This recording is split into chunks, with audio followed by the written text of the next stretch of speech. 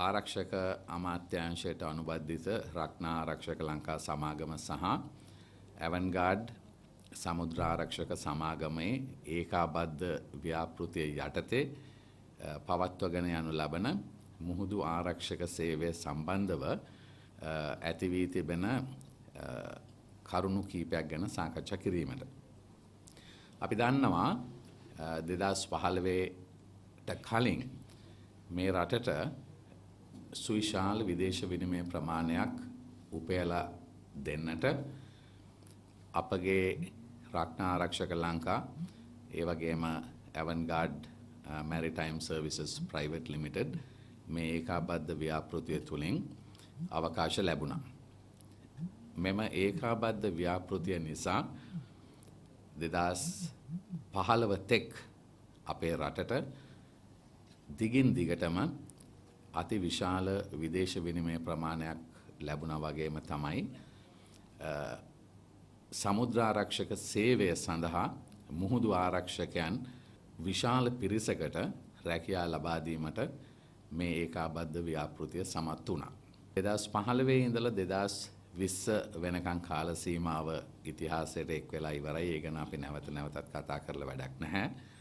ඒ කාල සීමාව තුළ මේ සමුද්‍ර ආරක්ෂක ව්‍යාපෘතිය බලහත්කාරයෙන් නතර කරන තත්වයට පත් වෙලා තිබුණා. ඒ නිසා අපේ රටට විශාල විදේශ විනිමය ප්‍රමාණයක් අහිමි වුණා. දැන් නැවතත් සමුද්‍ර ආරක්ෂක ව්‍යාපෘතිය නිල වශයෙන් වැඩ ආරම්භ කරලා තියෙන අවස්ථාවක්. ඒ වැඩ කටයුතු ඊටාම හොඳින් පවත්වගෙන යන වෙලාවක්. හැබැයි අපි දන්නවා අපේ රටේ සෑම සියලු කාර්යයකදීම දේශපාලනය කොහෙන් හෝ ගෑවිලා තියෙනවා. ඒක ඇත්තටම ස්වභාවිකයි. දේශපාලනය කියන එක හැමතැනම තියෙනවා. මෙතනක් තියෙනවා. එළියෙත් තියෙනවා. පාරෙත් තියෙනවා. බස් එකෙත් තියෙනවා. කෝච්චියෙත් තියෙනවා. හැමතැනම දේශපාලනය තියෙනවා. නමුත් අද අපි ගත කරන මේ දුෂ්කර කාල පරිච්ඡේදය අතරතුර අපේ දේශපාලන අදහස් උදහස් පසෙකලා රටේ සංවර්ධනය රටට විදේශ විනිමය උපයා ගැනීම කියන මාතෘකා ඔස්සේ අපේ හිත අපේ සම්පූර්ණ ශක්තිය යොදවලා අපි සියලු දෙනාම වැඩ කරන්නට ඕන කාල පරිච්ඡේදයක තමයි අපි ජීවත් වෙන්නේ. මෙන්න මේ පසුබිම යටතේ අපිට ඇති වෙලා තිබෙන යම් කිසි නොසන්සුන් තත්වයක්. ඒ කියන්නේ මුහුදු ආරක්ෂක සේවයේ යෙදෙන පිරිස්වල ඒගොල්ලන්ගේ හිතේ ඇති වෙලා තියෙන යම් කිසි චකිතයක්, යම් කිසි නොසන්සුන්තාවයක්, හරි හැටි කරුණු අවබෝධ කර නොගැනීමෙන් හටගන්නට පුළුවන් තත්වයක් පිළිබඳව සාකච්ඡා කරන්නටයි අපි අද මෙතනට රැස් වෙලා ඉන්නේ. මෙහි ප්‍රධානම අරමුණ තමයි ශ්‍රී ලංකාව ලෝකයේම අති දක්ෂ මුහුදු ආරක්ෂකයන් බිහි කරන රටක්. බිහි කරපු රටක්. අදටත් ශ්‍රී ලංකාවේ මුහුදු ආරක්ෂකයන්ට ලෝකයේ ඉතාම ඉහළ පිළිගැනීමක් තිබෙනවා. එයයි ශ්‍රී ලංකාවේ මුහුදු ආරක්ෂක සේවයේ යෙදෙන සියලුම මුහුදු ආරක්ෂකයන් අනිවාර්යයෙන්ම සන්නද්ධ සේවාවන්හි අවම වශයෙන් වසර 10ක් සේවය කරලා තිබෙන්නට ඕනේ.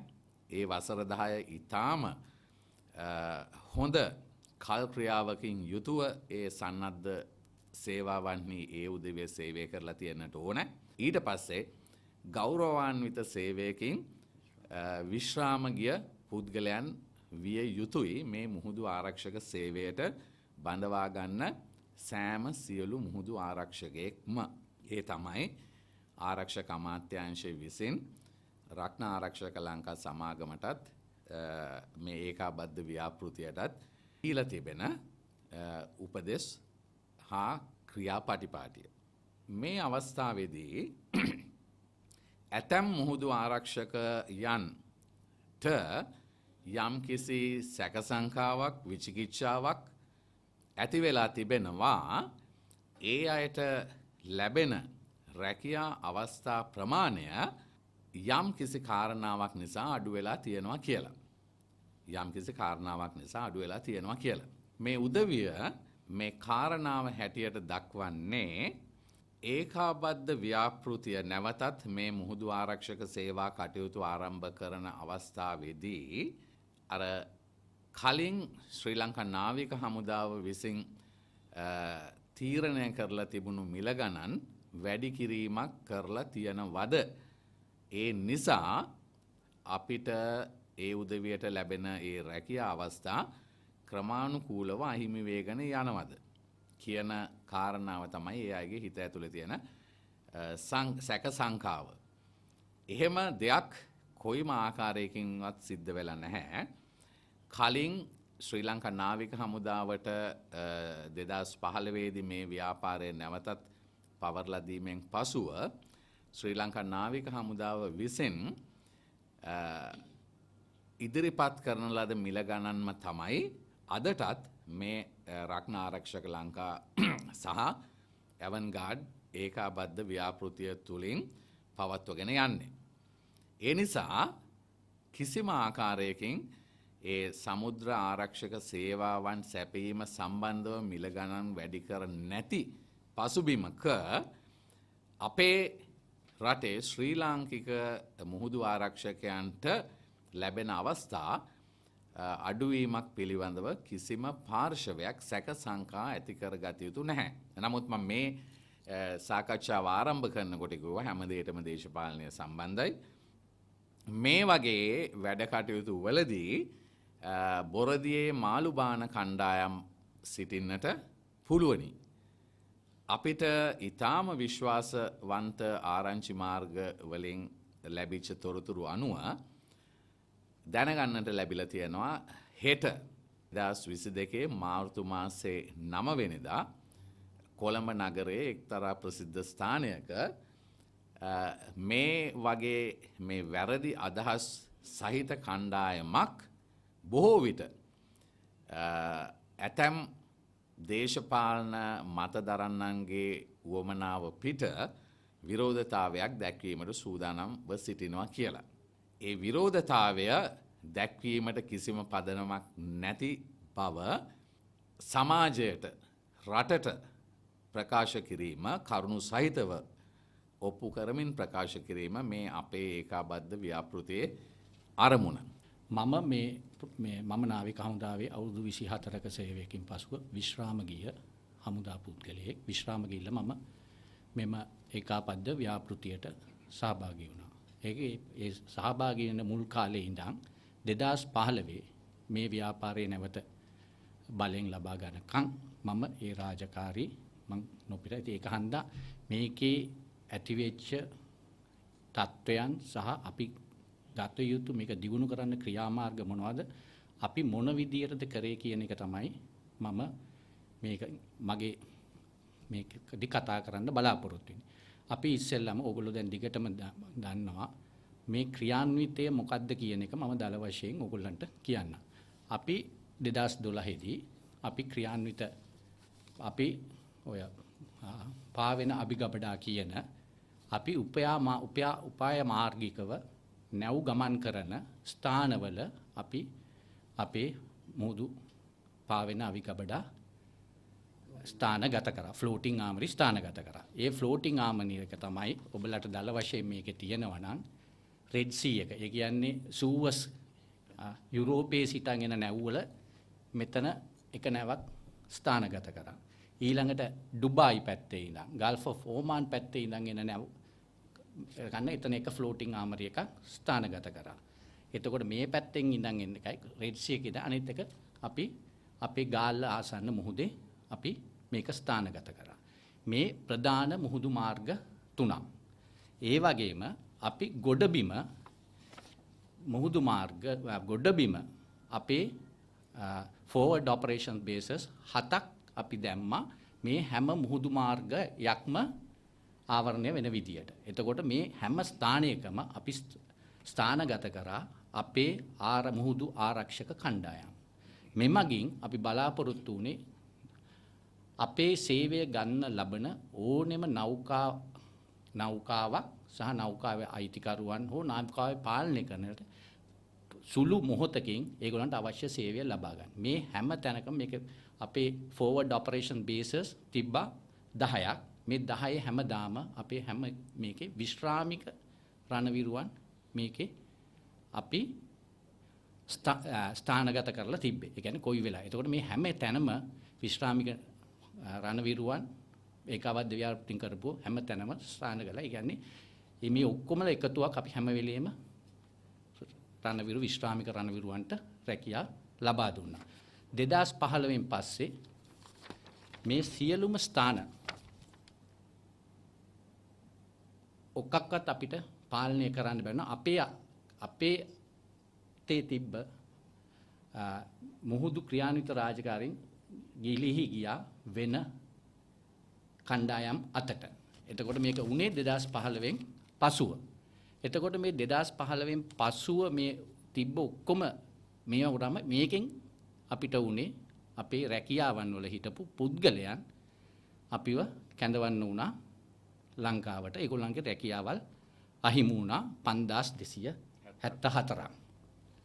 එතකොට මේ 2015න් පස්සේ මේ අතර බලනකොට මේ සෝමාලියා මුහුදු තීරය අපේ අතර එකම මුහුදු පාවෙන අවිගමඩාවක් හෝ ෆ්ලෝටිං ආමරි එකක් තිබ්බේ නැහැ. මේ අවිගමඩාවල් තිබ්බේ මේක මොනොපොල අපි අතර විතරයි. අපි ඒ උපාය මාර්ගව අපි මේක දැම්මත් මේක අපි අතර විතරයි තිබ්බේ. අපෙන් පස්සේ 2015න් පස්සේ මේ දැන් තියෙන ෆ්ලෝටිං ආමරිස් මේ ෆ්ලෝටිං ආමරිස් තුනක් අපේ මේ සෝමාලියාවේ මුහුද අතරේ ෆ්ලෝටිං ආමරි තුනක් ආවා. මේ අපේ තිබ්බ ව්‍යාපාරය මේ පිට සමාගම් වලට කැඩලා ගියා. මෙතන අපේ ගාල්ලේ තිබ්බ වටිනාකම නැති කරනු ලැබුවා මේ 2015 ප්‍රශ්නේ. දැන් මේකෙන් උනේ අපේ ඉන්න විශ්‍රාමික රණවිරුවන් තියපු රැකියාවල් සහ මේ වලට තිබ්බ ලංකාවට එන්න තිබ්බ විදේශ විනිමය නැති වුණා. මේක තමයි 2015න් පස්සේ අවශ්‍යතාවය අනුව මේක වුණේ. එතකොට මේක නිසා අපි මේක ඔබලා දන්නවා දිගින් දිගටම මේක අධිකරණයේ කටයුතු මෙය වුණා. එමකට මේකට කමිටි එකක් අපොයින්ට් කරා අපිට මේකෙන් වුණ පාඩුව බලන්න කියන්නේ රටට වෙච්ච පාඩුව. ඒ රටට වෙච්ච පාඩුව බලන්න ඒ කමිටි එකේ නාවික හමුදාපතිතුමා දැන් ඉන්න පිළිගත්තා අපි මේ ව්‍යාපාරේ කරා නම් දිගටම මිලියන 108යි ඇමරිකානු ඩොලර් මිලියන 108ක් අපිට හොයාගන්න තිබ්බ කියලා. හැබැයි ඔවුන්ගේ මේක වුණ නිසා ඔවුන් වෙනකොට ඔවුන්ට උපයා ගැනීමට දැනට ඇවිල්ලා තියෙන්නේ මිලියන ඇමරිකානු ඩොලර් මිලියන 69යි. ඇමරිකානු ඩොලර් මිලියන 50ක් අපෙන් පස්සේ රටට විදේශ විනිමය මේක අපි පිළිගත්ත කියන්නේ මේක මේ නාවික හමුදාපත ලිඛිතව සඳහන් කරලා පිළිගත්ත දෙයක්. ඒ සමගම අපි මේ ව්‍යාපාරය කරනකොට මේ 2015 මේ ව්‍යාපාරේ අපේ ව්‍යාපාරය ගන්න මේක පවරා ගැනීම බල කරපු කණ්ඩායම් හිටියා. ඒ කාලෙත් රණවිරුවන් සහ රාජ්‍ය විරෝධී කණ්ඩායම් එවලත් හිටියා. ඔවුන්ගේ ඉතිහාසෙත් රණවිරු විරෝධ හැකට ඒ කට්ටිය මේ රස්සාවල් නැති වෙනකොට මේ බිස්නස් එක නැති වෙනකොට මේ ව්‍යාපාරය නැති කරලා ව්‍යාපාරය ඇතුලේ අවුල් කරලා ව්‍යාපාරය නැති වුණාම ඒ නැති වෙච්ච රණවිරුවන් ගැන කවුරුත් මේ ව්‍යාපාරය නැතිලා කතා කරේ නැහැ. ඒ කතා කරේ මේ ඒකාබද්ධ ව්‍යාපාරය සහ ඇවන්ගාඩ් ආයතනය. දැන් ඊළඟ මාතෘකාව අපි OBST ඔපරේෂන්ස් කරනකොට දැනට ලංකාවේ කොහොමද මේ ගාල්ලේ ඔපරේෂන්ස් වෙන්නේ? OBST ඔපරේෂන් කියන්නේ නැව කුඩා කොණ්ඩායමක් නැවක ආරක්ෂාව බාරගෙන රතු මුහුදේ හෝ ගල්ෆ් ඔෆ් ඔමාන් හෝ සවුත් ඇෆ්‍රිකා පැත්තෙන් ඇවිල්ලා ලංකාවෙන් බහිනවා. එතකොට ඒගොල්ලොන්ගේ ආරක්ෂක පොඩි 4ක් නැත්නම් 3ක් තමයි ආරක්ෂක කණ්ඩායම එන්නේ. එතකොට ඒගොල්ලන්ගේ කණ්ඩායමේ තියෙන අවි බාර ගනු ලබනවා ගාල්ලේදී. එතකොට මේ එක කණ්ඩායමකම අපි එක විදියකට එකක් කියලා තමයි අපි ගණන් ගන්නේ. අපි 2015 මේ රාජකාරී කරනකොට අපි එම කණ්ඩායම් මාසෙකට 800ක් හෝ ඊට වැඩි ප්‍රමාණයක් මාසෙකට අපි කරනු ලැබුවා. අපෙන් මේක බාරගෙන අපි නැවත මේක බාර ගන්නකොට අපිට ආවේ 160යි 200යි අතර ගානක් තමයි මේ ව්‍යාපාරයේ දියුණු වෙච්ච හැටි කියන එක තමයි මම මේ ඔබලට එක සඳහන් කරේ. අපි මාසෙකට 800ක ආදායමක් ඉපයවුවා. ඒ ආදායම උපයපු කියන්නේ OBST operations කරපු මේක අපි බාර ගන්නකොට මේක 100 ගානකට මේක අඩු වෙලා තියලා තමයි අපි නැවත බාරගත්තේ. ඒක අපේ මේක නැති වී යන ව්‍යාපාරයක් කියන එක අපේ නාවික හමුදාවේ දැන් මාණ්ඩලික නිලධාරිය ඇවිල්ලා පිළිගත්තා. හැබැයි මේක නැති වී ගිය ව්‍යාපාරයක් නෙවෙයි විදියට කරන්නේ, නැති කරපු ව්‍යාපාරයක්. මොකද මේ ෆ්ලෝටිං ආමරි තුන 2015 පස්සේ ඇතුළේ තමයි අපේ ලංකාවේ තිබ්බ ව්‍යාපාරය තමයි මේ පිටායට ගිහිල්ලා තියෙන්නේ. එතකොට මේක ඕගොල්ලන්ට පැහැදිලි වෙන්න ඕනේ. මේ අපි තිබ්බ ෆ්ලෝටිං ආමරිස්, මේ අපෙන් තිබ්බ ෆෝවර්ඩ් ඔපරේෂන් බේසස්, මේ හැමතැනම වැඩ කරේ විශ්‍රාමක රණවිරුවන්. මේකේ ප්‍රශ්නේ උනේ රණවිරු විරෝධී කණ්ඩායම් සහ ආණ්ඩු විරෝධී කණ්ඩායම් ඒගොල්ලන්ගේ ඒවලට වෙලා අන්තිමට මේ රණවිරුවන්ට තමයි 5274ක රණවිරුවන්ගේ රස්සාවල් නැති වුණා. මේකේ දැන් තියෙන එක තමයි අපි ශ්‍රී ලංකන් සී මාර්ෂල්ස්ලා ආරක්ෂකයන් ගන්නෙ නැද්ද කියලා. නෑ. අපි සැප්තැම්බර් මාසේ ඉඳන් අපි අද වෙනකොට ලංකාවේ සී මාර්ෂල්ස්ලා 1268 අපි මේ ඔපරේෂන්ස් වලට ස්ථානගත කරලා තියෙනවා. එකපාර මං හිතන්නේ 700කට ආස ගන්න ගානක් හැම වෙලෙම අපේ විශ්‍රාමික රණවිරුවන් මුහුදේ ඉන්නවා.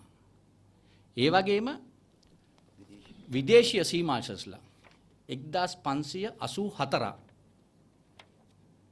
මේ රාජකාරී කරන්න ගිහිල්ලා තියෙනවා. මේ 2015ට ප්‍රථම අපි රාජකාරී කරනකොට අපි හැම වෙලෙම අපේ තිබ්බ සම්බන්ධතා මේ ගොඩ අපි තමයි පෞද්ගලික නෞකා වලට කෙලින්ම කතා කරලා ඔවුන්ගේ අයිතිකරුවන් සමග ඔවුන්ව මැනේජ් කරන අයත් එක්ක සමග අපි සිකියුරිටි කම්පැනි එක නිසා අපි තමයි ඩිරෙක්ට් ඒගොල්ලන්ට සිකියුරිටි ප්‍රොවයිඩ් කරේ. මොකද අපි මේ ස්ට්‍රැටජිකලි මේ අපේ මේ ලොකේෂන්ස් වල දාලා තියෙනවා. ඒ වුණා 2015න් පස්සේ ඒ ප්‍රධාන එක නැතුව අපේ බිස්නස් එක අරන් ගිහිල්ලා ඒ ප්‍රයිවට් මැරිටයිම් සිකියුරිටි කම්පැනිස් වලින් සබ් කොන්ට්‍රැක්ට් ගන්න ලෙවල් එකට තමයි දැන් මේ තත්ත්වය ඇති කරලා තියෙන්නේ. එතකොට අපි ගිය යම්කිසි වෙළඳ මේකක් අරගෙන ඒක ඔක්කොම සම්පූර්ණලා දැන් විදේශී සමාගම් අපිට දුන්නොත් තමයි අපේ විශ්‍රාමික රණවිරුවන්ට ඒ රක්ෂාව එන්නේ. ඒක හන්දා තමයි දැනට මේ 1584. මොකද දැන් අපි අපේ මේ තිබ්බ සම්බන්ධ ජාලයත් එක්ක නැති වෙලා දැන් අපේ නැති කරා. ඉතින් මේක ඒ වගේමයි ඒවල සමහර ඒජන්තවරු අපේ ලංකාවේ දැන් කමල් මහත්තයා කියපු විදිහට අපි රණවිරුවන් ගොඩාක් පළපුරුද්ද තියෙන කට්ටිය. ඒ වුණත් අපේ ප්‍රයිසස් අපි සාමාන්‍ය මිල ගණන් අපි එක ඔපරේෂන් එක කණ්ඩායමක් බස්සනෝ නක් ගන්න අපි ඩොලර් 2015 ඩොලර් 3500ක් අය කරා. අපි අපෙන් බාරගත්ත ගමන් එම මුදල ඩොලර් 2150ට එනකන් අඩු කරනු ලැබුවා. ඒ 2150 ලාභේ තමයි අර මං කිව්වේ මිලියන් ඇමරිකානු ඩොලර් මිලියන් 50ක් 49ට 50ක් ආසන්න ගාණක් රටට අඩු වුණේ. හැබැයි මේක දැන් එහෙම අඩු වුණාම අපේ ලංකාවේ මිනිස්සු මේගොල්ලන්ට ගත්තේ නැහැ ආරක්ෂකමය. මොකද අපිට ඒක අල්ලගන්න අපේ තිබ්බ ජාලය නැති වෙලා ඒ ජාලය අරගෙන තිබ්බේ අනිත් විදේශීය ආරක්ෂක සමාගම්. ඒකෙන් උනේ ඒගොල්ලොන්ගේ අපේ අඩු කරපු මුදලත් සහ ඒගොල්ලොන්ගේ සීමාශස්ලා අඩු කරන්න වෙනත් රටවල් වලින් අපේ ඒ රටවල් වල ඉන්න මුහුදු ආරක්ෂක බටයන් යොදාගත්තා. අපි අපේ තත්ත්වය ඇති කරගෙන අපි ඩොලර් 1250ක් 2015 වෙනකොට අපි අපේ ළමයෙකුට වැටුප හැටියට ගෙව්වා. දැන් අනිත් රටවල් වල ඉන්නවා 400යි 350යි අපේ සීමාශල් කෙනෙකුට පේ කරා. අපි නෙවෙයි ඒ නැවේ ප්‍රොටෙක්ෂන් එකට දෙන්නේ. එතකොට ඒ තත්ත්වයකට වැරලා හැබැයි ලංකාවට අඩු කරා කියලා ලංකාවට ඒ සල්ලි ආවේ නැහැ. ඒ සල්ලිය ගියේ ඒ විදේශීය සමාගම් වලට.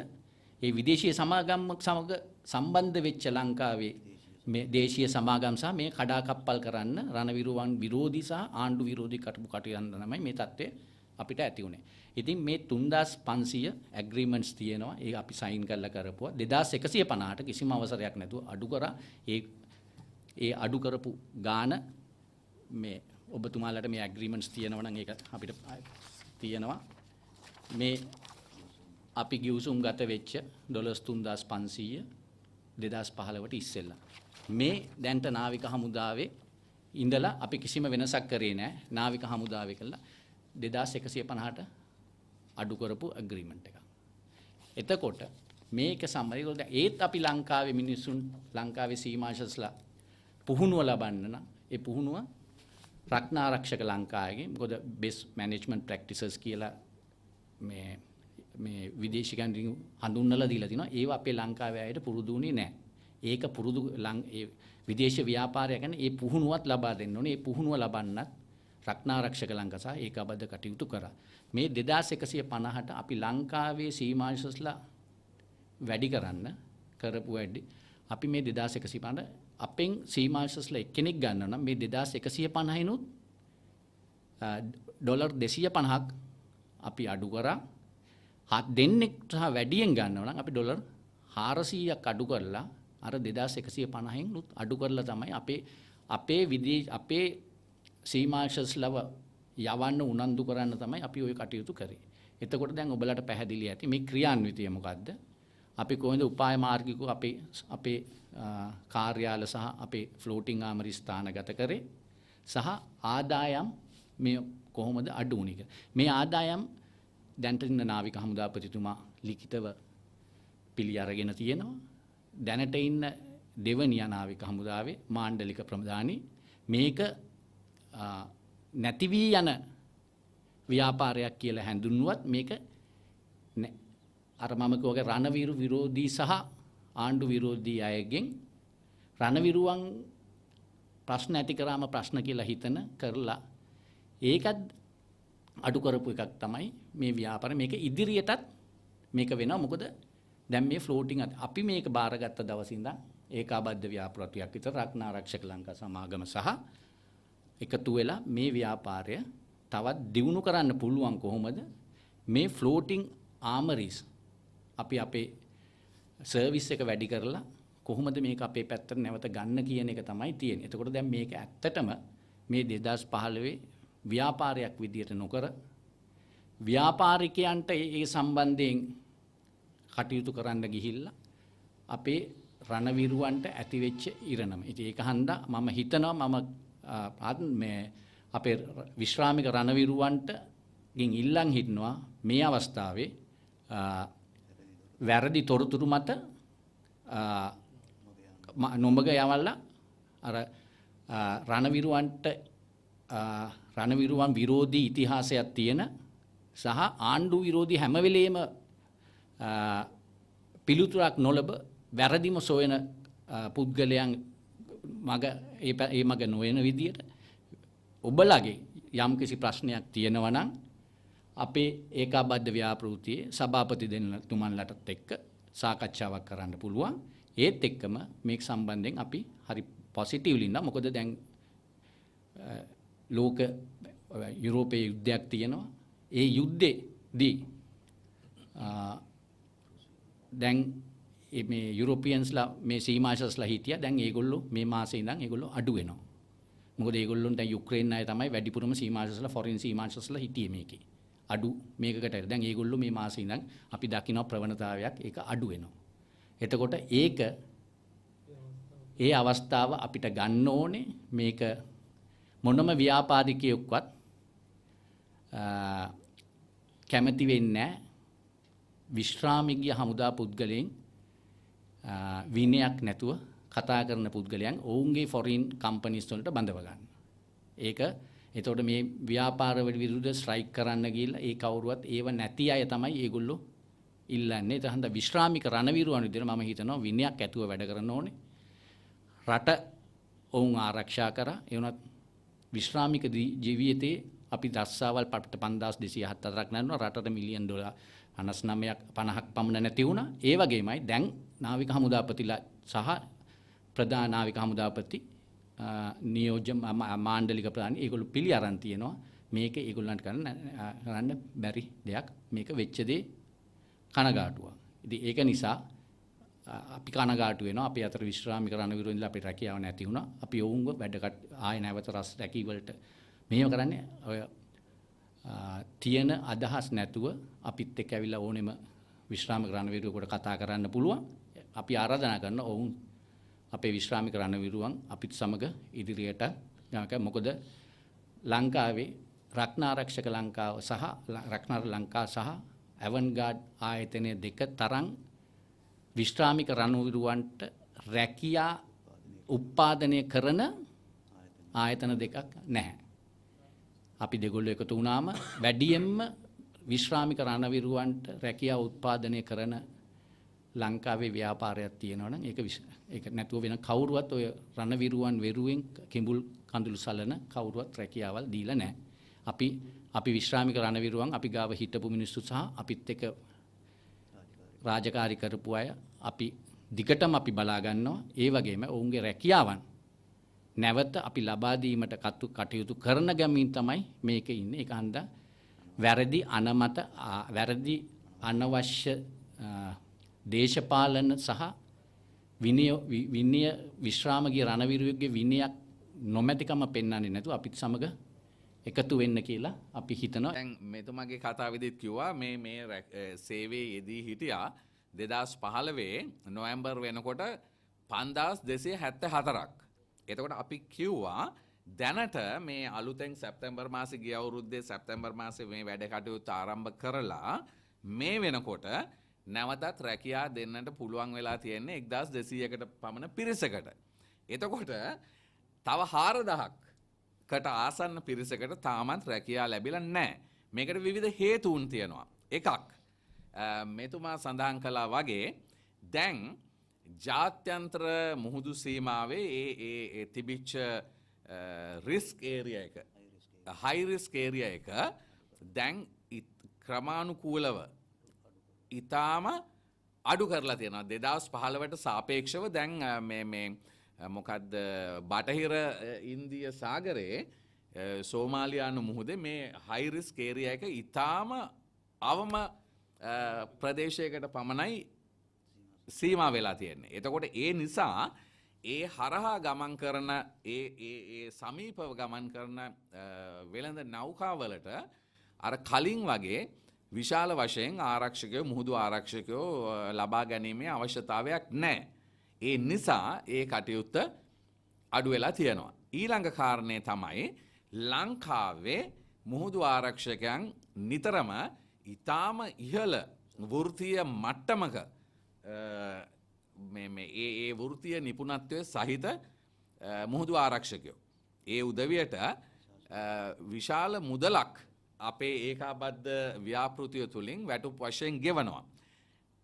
ඒ කාරණය ඒ පැත්තෙන් තියෙනකොට ඉන්දියාව, නේපාලය, පාකිස්තානය, බංග්ලාදේශය මේ වගේ රටවල් වල මුහුදු ආරක්ෂකයෝ ඉදිරිපත් වෙනවා. තමුන්නාන්සලා මම දන්නේ නැහැ කිව්වට විශ්වාස කරයිද කියලා ඩොලර් 150 200 වගේ අඩු ගණන් වලටත් මේ මුහුදු ආරක්ෂක සේවාවන් සපයන්න. මුහුදු ආරක්ෂකයෝ හැටියට මේ මුහුදට යන්න. අපිට එහෙම කරන්න බෑ. අපි ඊටාම මේ ඉහළ වෘත්තීය මට්ටමකින් මේ වැඩ කටයුත්ත පවත්වාගෙන යන ඒකාබද්ධ සංවිධානයක්. ඒ හේතුව නිසා තමයි අපිට පුළුවන්කම තිබුණේ 2015ට කලින් ලෝකේ හතරවෙනි ප්‍රධානම නාවික ආරක්ෂාව සපයන ඒකාබද්ධ ව්‍යාපෘතිය හැටියට පත්වන්නට. එතකොට මේ අපේ ළඟ සේවයේ යෙදිලා ඉන්න කවුරුත් නෙවෙයි මේ උද්ඝෝෂණ ව්‍යාපෘතියට සහභාගී වෙනවා කියලා අපිට තොරතුරු ලැබිලා තියෙන්නේ. අර තාමත් රැකියා අහිමි වෙලා ඉන්න අය වැරදි මතයක ඉන්නවා මේ ජොයින්ට් වෙන්චර් එක එහෙම නැත්නම් පාර්ට්නර්ෂිප් එක ගාන වැඩි කරලා ඇති ඒක සර්විස් එකක ඒ නිසා තමයි අපිට රැකියා අවස්ථා නොලැබෙන්නේ කියලා. ඔන්න ඔය වැරදි අදහස නිසා ඒ අදහස හිතට කාවැදිලා ඉන්න උදවිය වෙනත් විවිධ පාර්ශවල දේශපාලන වමනාවට අවනත වෙලා තමයි මේ උද්ඝෝෂණය පවත්වන්නට යනවා කියලා අපිට තොරතුරු ලැබිලා තියෙනවා. 2015 දී එක රයින් අපේ ව්‍යාපාරය බලහත්කාරයෙන් පැහැරගත්තම අපි එළි වෙනකොට 5174කට තමන්ගේ රැකියාව නැති වුණා. ඒතකොට ඒ වෙලාවේ ඔය කිසිම දේශපාලන පක්ෂයක් හෝ වෙනත් සංවිධානයක් අර අපේ රැකියා අහිමිවන් වෙනුවෙන් කවදාවත් පෙනී හිටියේ නැහැ. ඇත්තටම අපි කණ්ඩායම් එකතු වෙලා අපි ඔය සියලු දෙනා ළඟට ගියා. අපි වෙනුවෙන් පෙනී හිටින්න කියලා අපි ඉල්ලීම් කරා. සියලුම ප්‍රභූවරු අපේ මහානායක ස්වාමීන් වහන්සේලා අපේ කාදිනල්තුමා පක්ෂ නායකයෝ අපි සියලු දෙනා හම්බුණා. ගොඩක් අය අපිට හම්බෙන්න chance එකක් දුන්නේ නැහැ. අවස්ථාවක්වත් දුන්නේ නැහැ. නමුත් දැන් මේ රැකියාව ප්‍රවර්ධනය කරන එක අතරේ අපිට මේ රැකියාව දී ගන්න එක ඉක්මන් කරගන්න අර දැන් මේ වෙලාවේ රැකියාව නැතිව අසරණ වෙලා ඉන්න මේ මුහුදු ආරක්ෂකයන් පොළොඹවනවා දේශපාලන අරමුණු වලට ගමන් කරන්න. ඒකෙම පේනවා මේගොල්ලෝගේ දෙබිඩි න්‍යාය. ඇත්තටම රැකියා අහිමි වෙච්ච වෙලාවේ පෙනී හිටියේ නෑ ඒගොල්ලෝ. මුහුදු ආරක්ෂකයන් වෙනුවෙන්. දැන් මේක රැකියා උත්පාදනය කරගෙන යද්දී මේක කඩාකප්පල් කරන්න අර කට්ටිය පාවිච්චි කරන්න හදනවා. නමුත් ඇත්තටම ඒගොල්ලෝ දැන් අවුරුදු 5ක් රැකියා නැතුව ඉඳලා අපේක්ෂා බංගත්වයෙන් ඉන්නකොට ඒගොල්ලෝ අර එයාලගේ අරමුණු වෙත ගෙනියන්න ලේසියි දැන්. ඉතින් අපි කියන්නේ එහෙම ප්‍රශ්නයක් තියෙනවා නම් අපේ සමාගම් දෙකේම දොරවල් හැම වෙලේම මැරලා තියෙන්නේ. අපි පැය 24ම වැඩ කරන ආයතන දෙකක් ඕන කෙනෙකුට ඕන මොහොතක ඇවිල්ලා සාකච්ඡාවකට වෙලාවක් වෙන් කරගන්න පුළුවන්. ඇවිල්ලා එයාලගේ ප්‍රශ්නේ කතා කරන්න පුළුවන්. අපිට පුළුවන් දත්තත් එක්ක සියලු දේවල් ඒගොල්ලන්ට පැහැදිලි කරන්න. මොකද ඇත්තටම කවුරු හරි පාරට ගිහිල්ලා උද්ඝෝෂණයක් කරන්න වෙන්නේ සාකච්ඡාවක් හම්බුනේ නැත්තම්. ඒක අපි අන්තිමට කරන්න ඕන දෙන්නේ. ඒකට අපිත් එක්ක සාකච්ඡා නොකර මුලින් මෙතෙන්ට යනවා කියන්නේ එතනක් තියෙනවා මොන හරි වෙන බලපෑමක් හෝ එයාලගේ යටි අරමුණක්. ඉතින් මම ඉල්ලා සිටිනවා එහෙම කවුරු හරි ඒ වගේ කණ්ඩායම් වල අතකොළු වෙන්න එපා. ඕනම වෙලාවක අපිට කතා කරන්න පුළුවන්. ටෙලිෆෝන් කෝල් එකක් දෙන්න පුළුවන්, ලියුමක් එවන්න පුළුවන්, WhatsApp මැසේජ් එකක් දාන්න පුළුවන්. අපි පැය 24ෙම ටෙලිෆෝන් එකත් එක්ක වැඩ කරනවා. අපේ කාර්යාල පැය 24ෙම ඇරලා තියෙන. එන්න අපේ ළඟට ආවිල්ලා සභාපතිතුමන්ලා දෙන්නත් එක්ක එකට වාඩි වෙලා කතා කරන්න. ප්‍රශ්න විසඳ ගන්න. එතකොට ඒගොල්ලොන්ට අපි මේක පැහැදිලි කරාම ඒගොල්ලෝ මේ තේරුම් ගනිමු මේ තත්ත්වය මොකක්ද කියන එක. බොහොම ස්තුතියි. දැන් රජයට මේ ගැන කරුණු ඉදිරිපත් කරේ නැද්ද? දැන් නාවික හමුදාවට ගත්තා නම් ඒක ඒගොල්ලන්ට හැකියාවකුත් නැත්නම් මේක මේ ශ්‍රාමික රණවිරුවන්ට කරගෙන මේක අට විදේශ විනිමය කියන විශාල වශයෙන් ඔබතුමාලා යෝජනා කරේ නැද්ද? නැත්නම් හරි උදව්වක් හරි හිතුවේ නැද්ද? නෑ ඇත්තටම මෙහෙමයි. දැන් කොයි කාටත් මේක එක සැරේට මේ කඩන් වැටිච්ච අවුරුදු 5ක ව්‍යාපාරයක් කඩන් වට්ටලා තියෙන්නේ. හේතුව හිතන්න මෙහෙම අපිත් එක්ක හිටපු PMSC ආයතන නැවහිමි ආයතන වලට ඒ 2015 දී පණිවිඩයක් ඇව්වා. ඇවන්ගාඩ් කියන්නේ එක එක පිටරට සංවිධාන වලට ආයුධ දෙන හරිනේ නීති විරෝධී ආයුධ තමයි මේ පාවිච්චි කරේ කියලා ලෝකෙ ලොකු මතයක් හැදුවා. ඒ ආයතන සමහරලාට බය වුණේ කාලේ. ඊට පස්සේ අපිට අවුරුදු 5ක් ගියා ඒ සියලු දේවල් අධිකරණේ ගරු අධිකරණේ ඔප්පු කරලා අපි නිදොස් කොට නිදහස් වුණා. එතකොට දැන් අපි අර සියලු දේ විසඳගෙනනේ ආයි ව්‍යාපාර ප්‍රවර්ධනයට යන්න වෙන්නේ. එතකොට ඒකට කාලයක් යනවා. මොකද අවුරුදු 6ක් විනාශ කරපු දේ මාස 6කින් ප්‍රවර්ධනය කරන්න අමාරුයි. මේ මාස 6 ඇතුලේ අපිට ලැබිලා තියෙන්නේ කොවිඩ් නිසා මුහුදු ගමනාගමනයේ සියල්ල සෑහෙන අඩපණේ වෙච්ච කාලයක්. ඉතින් දැන් මුළු ලෝකෙම කොවිඩ් තත්ත්වයක් විසඳීගෙන යනකොට අපිට දැන් ඉස්සරහට එන්නේ හොඳ කාලේ. අපිට පුළුවන් ලෝකෙට ගිහිල්ලා කතා කරන්න අපි ආයි පටන් ගත්තා. මෙන්න අපේ සීමාශල්වරුන්ගේ තියෙන නිපුණතාවය, අපි ඒගොල්ලොන්ගේ දක්ෂතාවය කතා කරලා අපේ ස්ට්‍රැටජිකලි අපේ ලංකාව පිහිටපු තියෙන භූමියේ වාසි අපි අරගෙන අපිට ඒක කරන්න දැන් අපි කරගෙන යනවා ඒක. ඒක ප්‍රතිඵල එනකන් අපිට දෙන්න ඕන වෙලාවක්. ඇත්තටම අපි ඔබතුමිය කියපු දේ අපි කරනවා දැන්. ඒකට කාලය තමයි අපිට අවශ්‍ය පොඩි කාලයක්. The News Reporter වාරණයෙන් තොර අපක්ෂපාතී වාර්තාකරණය